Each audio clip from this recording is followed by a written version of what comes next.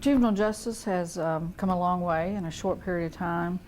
Real reform started around 2003 with the Act 1225 of the legislature, and basically it sort of outlined the direction of where we needed to go. It talked about regionalization, which means trying to have enough continuum of care in each region so that the youth can stay closer to home and stay in their community according to their risk level and need, and that also secure care could be offered in their region as well. So it outlined that. It outlined that youth should be kept in the least restrictive environment according to their risk and need. And it had some other reforms in it. And so since 2003, things have been moving well, and we're well on our way to enacting many of those reforms. What kind of progress are we making so far? We're making good progress. We have the Acadiana facility, which has been approved.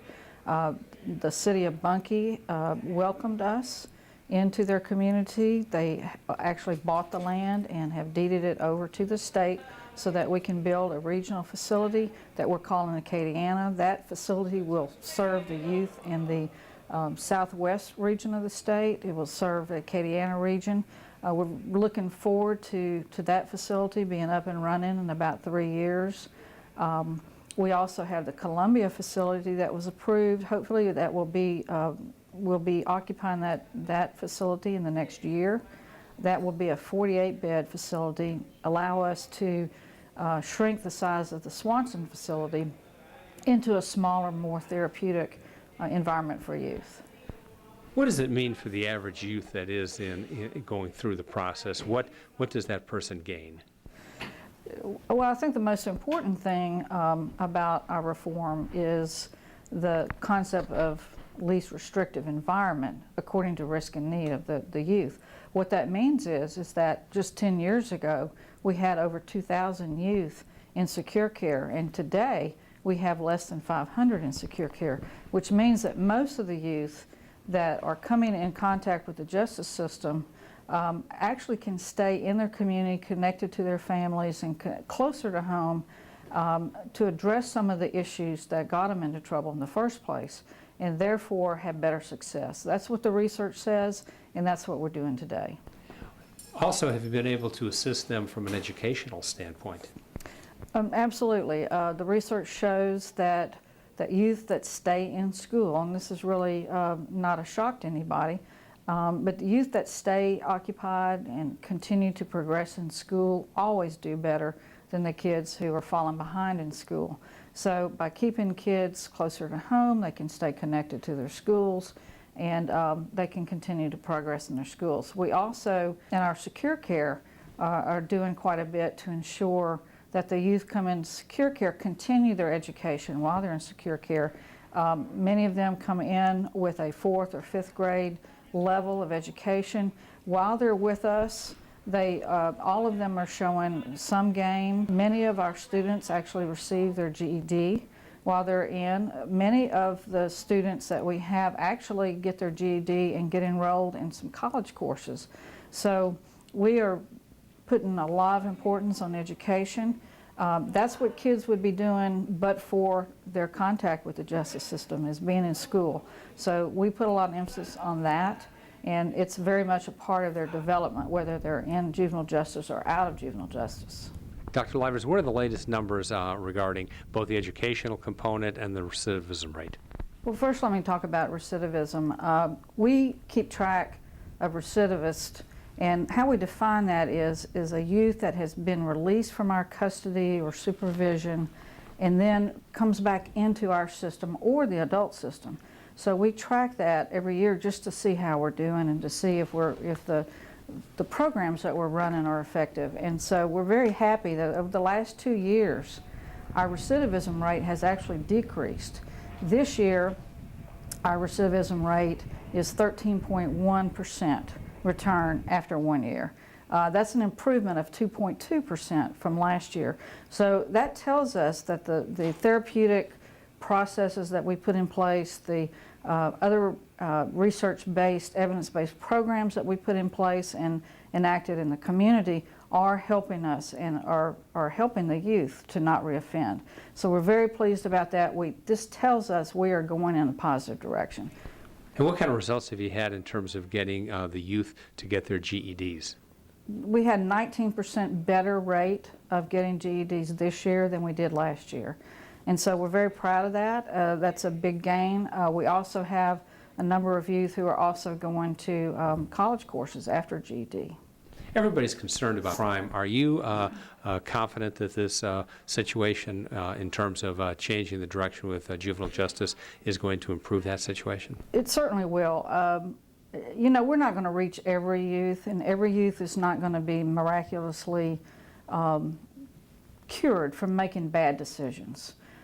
Some of our youth will continue to make bad decisions, and unfortunately, some may end up in Angola like we're trying so hard not to have them do. But the biggest majority of them, we hope, are going to learn better decision making. They're going to learn how to become law-abiding, constructive citizens of the state. So that's our mission, and we take it very seriously, and we are making strides and improvements. I want to welcome you all to Jetson Center for Youth for this program. My name is Deron Brown. I'm the director of this facility since 2008. I'm happy to see so many who have joined us today to celebrate the many positive changes that have taken place over the past several years. We could not have been successful without the continuous contribution and hard work of many people here today, many others who are not here. Dedicated staff work faithfully with our youth and with the community leaders and stakeholders. Everyone in this room has contributed to our success, including our youth. Staff from the regional office, our sister facilities, our volunteers, regional managers, stakeholders, law enforcement, DAs, and legislators. We want to thank them for their continued support and their encouragements. A reminder of a quote: success is a result of perfection, hard work, learning from failure, being persistent and loyalty. It is my pleasure to welcome you all here today to Jetson, and I thank you for your support. As I sat just trying to think about all of the many different accomplishments that we've made over the past year, and I kind of went over it in my head, I was just truly amazed at all of the things we've been able to manage to do as a team within a short period of time. In the last year alone, there's a long laundry list of accomplishments that we've achieved because of the hard work and dedication of all of the staff, management, and all the teamwork and collective efforts of the kids. And so I could probably stand here for about 15 or 20 minutes and just read off of a list. But I wanted to just point out maybe just 4 or 5 things that I think are some of the highlights of what we've accomplished in the last year. The first thing was we were candidates for ACA accreditation. And for those of you who don't know what ACA is the American Correctional Association.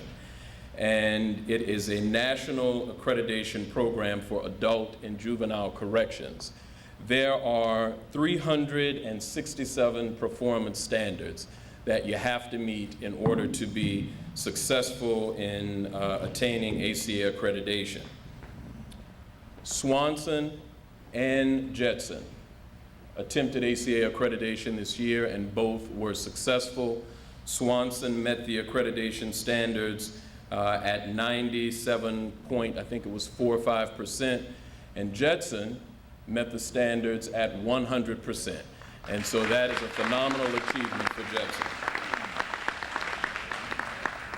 Another thing that we did was we started parenting listening meetings. And you know, everyone in this room, I think, understands and knows that parents are critical to the long-term success of our kids.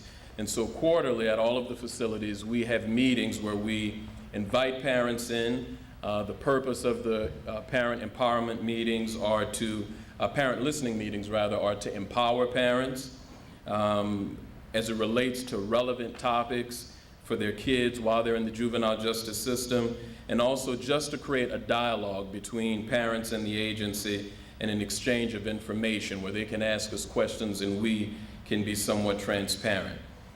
In education, I think a lot of people would be surprised to know, and maybe they wouldn't, that we have a lot of very talented, smart young men. And they come to us often and they're many years behind academically just because they haven't been to school. It has nothing to do with their real ability. Most of our boys work on Carnegie units, but we do have some boys who actually work on attaining their GEDs. And this year alone, from January to today, we have about 69 young men who have been successful in actually earning their GEDs, which is a huge, huge accomplishment. We also have another program called CTEC, and this provides an industry-based certification in the area of telephone, cable, and fiber optics. It gives young men an industry-based certification that they can use to find jobs when they leave us and to become productive members in society. We're working hard to put more mentoring in place. Research shows us that if there is one significant, constant adult in a young person's life, it can make a huge impact and a huge difference in the outcome of that young person. In North Louisiana, we partnered with Grambling State University, and in the New Orleans area, we started a faith-based mentoring program where we have men coming in working with our boys. Moving forward, we're going to do the like with several of the fraternities in our area.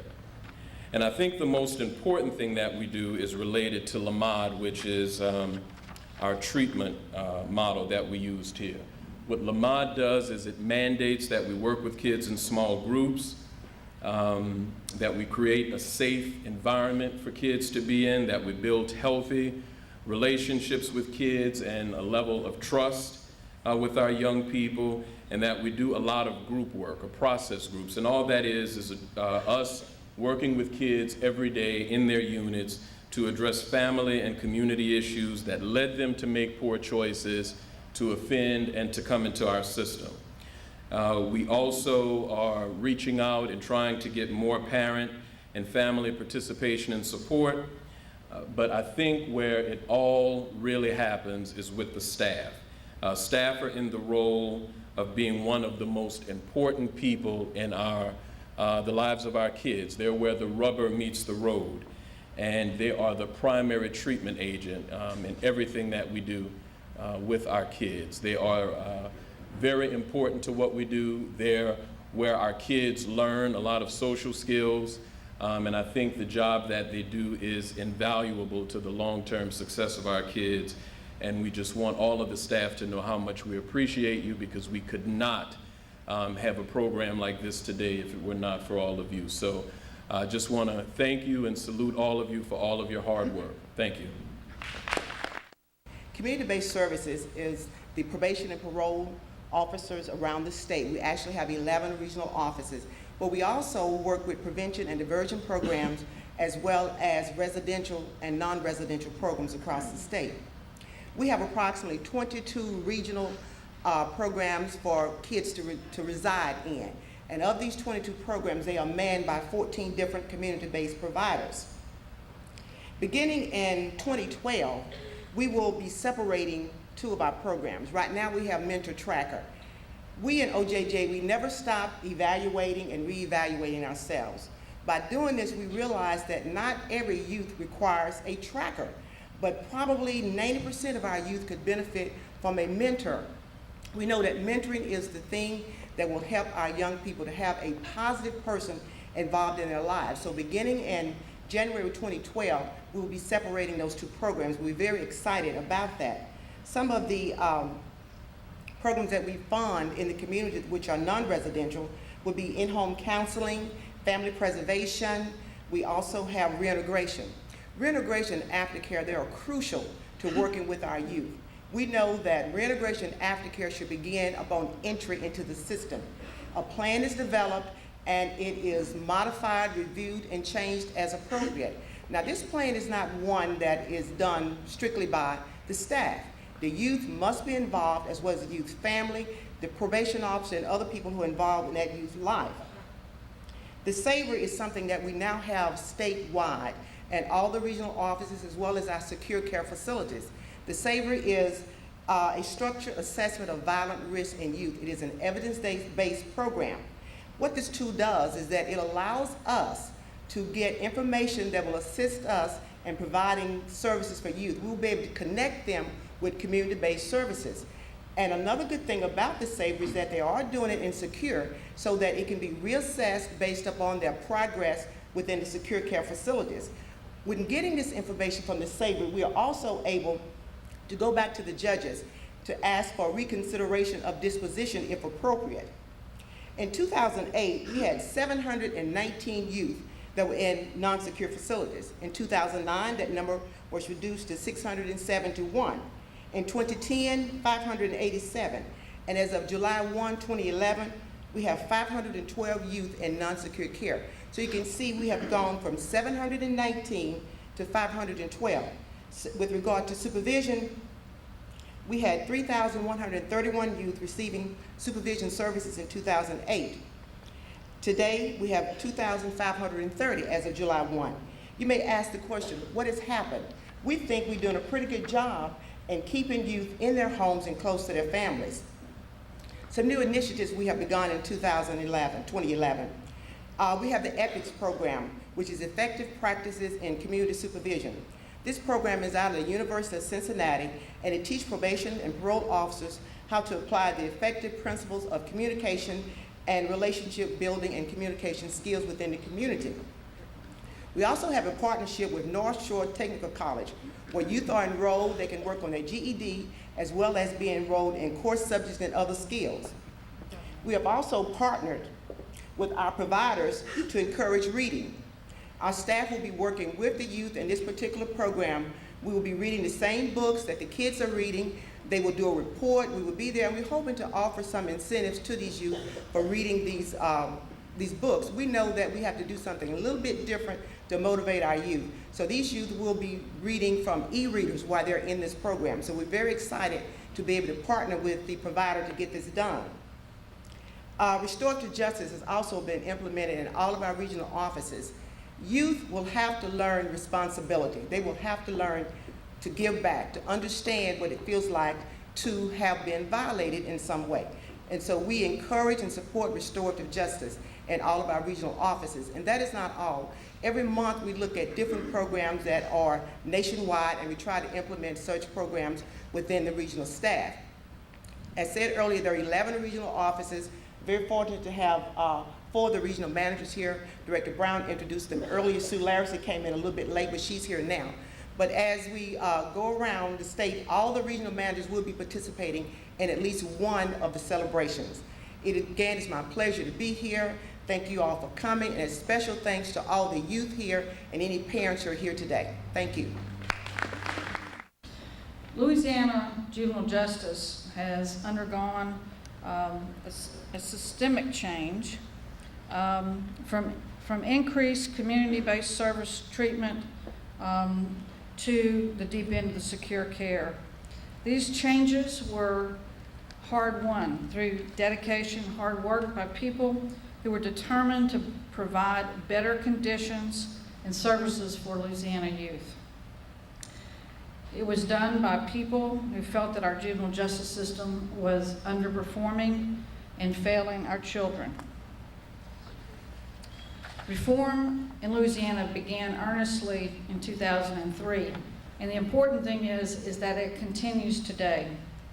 We have come a long way in a short period of time, and sweeping changes continue to transform our system.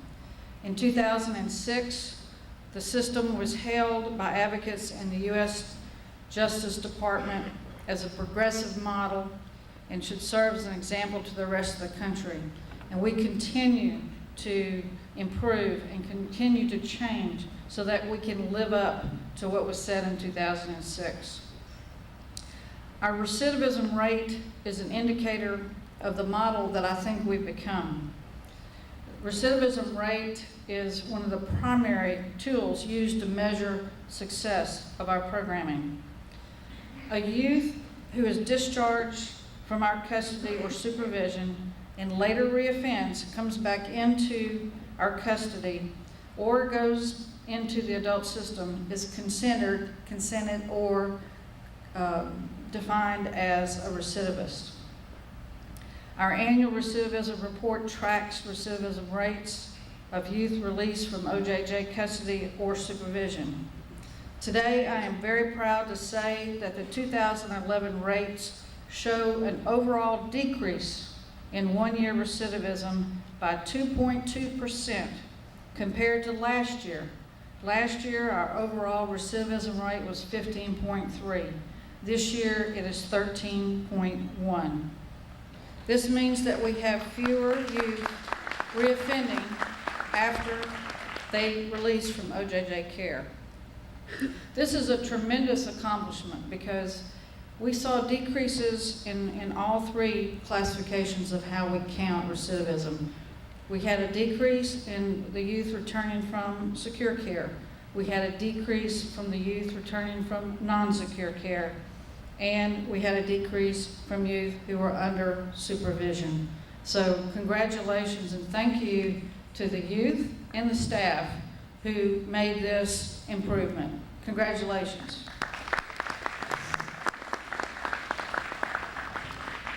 You know, we will be asked, well, how did this happen? How did this occur?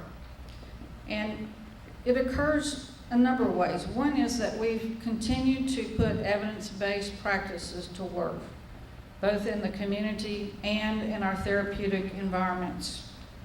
But we could not have accomplished this without a community of support from our judges, from our DAs, from our partnerships with the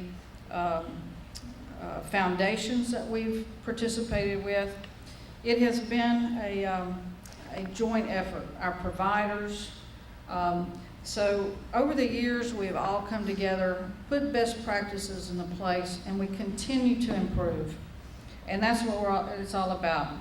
I'm deeply proud to be the head of this agency and to serve with our outstanding staff as we work together to move forward.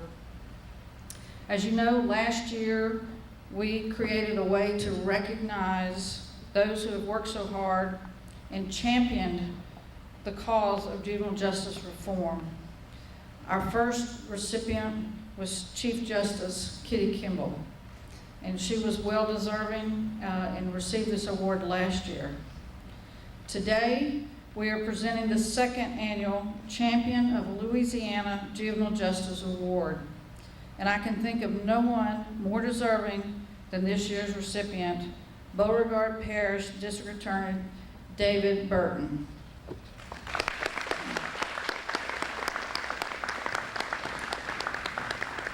To tell you a little bit about why he deserves this great award. He has served as district attorney for the 36th Judicial District, Beauregard Parish, for 20 years. After graduation from LSU Law School in 1972, he returned to his hometown of DeRidder, where he was in private practice of law for several years before serving as an assistant district attorney. He was elected to district attorney in 1991. Mr. Burton and his wife Carolyn have 2 adult children and reside in DeRidder. Mr. Burton is past president of the Louisiana District Attorneys Association, or you'll hear me talk about LDAA, and that's what that is. And he currently serves as a member of the board of directors. He's chairman of its Juvenile Justice Task Force, and as the LDAA representative on Juvenile Justice Implementation Committee. He has been active in juvenile justice reform since 2001. The LDAA Juvenile Justice Task Force has developed juvenile diversion guidelines and recommendations on graduated sanctions in the juvenile justice system. This work has been very, very important to our state in that it keeps youth closer to home in the community based on risk and need. He has been very instrumental in leading in that direction. The task force is currently addressing training needs of juvenile prosecutors and data collection to enhance positive outcomes for youth and promote public safety. During his presidency of LDAA, the organization created a position paper on juvenile justice reform that supported the Missouri model, which you all know that we have in place at all 3 facilities. It's working very well here at Jetson, as well as the system of graduated sanctions and community-based programming. To better understand the Missouri model, Mr. Burton traveled to the state of Missouri and worked with Missouri Division of Youth Services Director Mark Stewart. I don't know how many trips you made, but there was quite a few. And each time he came back more dedicated to trying to see to it that our system moved in that direction. Mr. Burton works closely with the LDAA on their Models for Change grant from the MacArthur Foundation to encourage and increase effective alternatives for formal processing for juveniles. As a member of JJIC, which is the Juvenile Justice Implementation Commission, Mr. Burton meets with key players in juvenile justice reform, holding them accountable for their responsibilities. Mr. Burton also participates in the Governor's Advisory Board for Juvenile Justice and Delinquency Prevention, the Louisiana Commission on Law Enforcement Administration of Criminal Justice, and in the past, with the Governor's Advisory and Review Commission on Assistant District Attorneys. He does all this freely. He does it because he wants to make a difference. He does this, really, he makes this fit his already busy schedule. He is a true statesman. He is somebody that cares about our youth. He cares about Louisiana. He cares. He wants to make a difference, and he has. It is my great honor and it is my pleasure to present the 2011 OJJ Champion of Juvenile Justice Award to District Attorney David W. Burton.